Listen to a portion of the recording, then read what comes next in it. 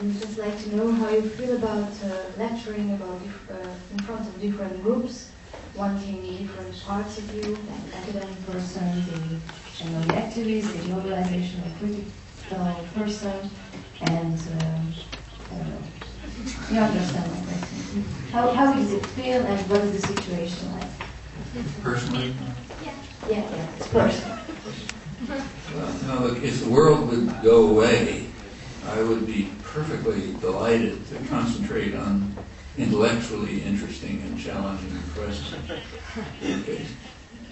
So, like an artist would like to, I'm sure you'd like to spend your time on challenging projects. And every human being would like to do that. We all have our creative impulses and so on. You'd like to work on them. But the world's not going to go away. So there's conflicting pressures and demands. And you have to just decide for yourself. I mean, how much time am I going to spend going to concerts, and how much time am I going to spend trying to help the homeless?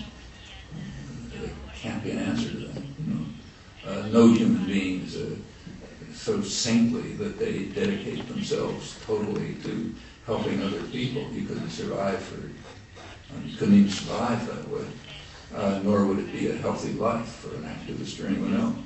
So you figure out how you're going to live your life. Figure out some kind of balance. As far as the talks are concerned, they're overwhelmingly political. I mean, I come to places and give technical talks, but only if it's part of something else. And those talks are mostly, almost all, a response to local organizations. I mean, some local organization, as I mentioned, in the United States, but in fact in most of the world, people are just very disconnected from one another. They're separated by all sorts of mechanisms. And one of the points of having big meetings where a couple thousand people come together, or even a couple, maybe 50 even, but it's usually thousands by now, is people just get to know each other. I mean, people who are working in one part of town find out that somebody in another part of town is doing something similar. And a lot of the speaking is, especially in the United States, is that. It's initiated by local organizations. I mean, often for fundraising or something like that, but often just to try to bring people in and try to bring people together and get them to, energize them to work with each other. So if a talk is well organized, a large component of it is organization.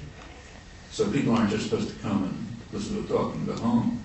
They're supposed to be offered something to do and say, well, here's what we're working on. Why don't you join us and do this? And many different things. In fact, those are the ways that good talks are organized, serious ones. And I try to do those as much as possible. Again, I don't know an answer. And it's going to be a different answer for every person. And it should be. I mean, after all, we're all different people with different interests and concerns.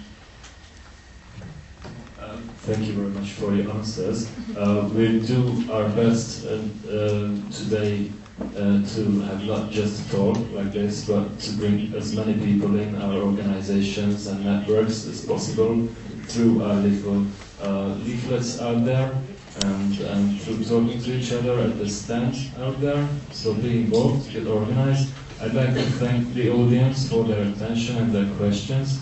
I'd like to thank our guests in the panel for their warming up questions, and I'd like to especially thank Mr. Chomsky for being here and answering our questions. And I'd like to ask Tracy Wheatley, one of our organizers, to present a little gift to Mr. Chomsky. It's a T-shirt having a logo, a massive one.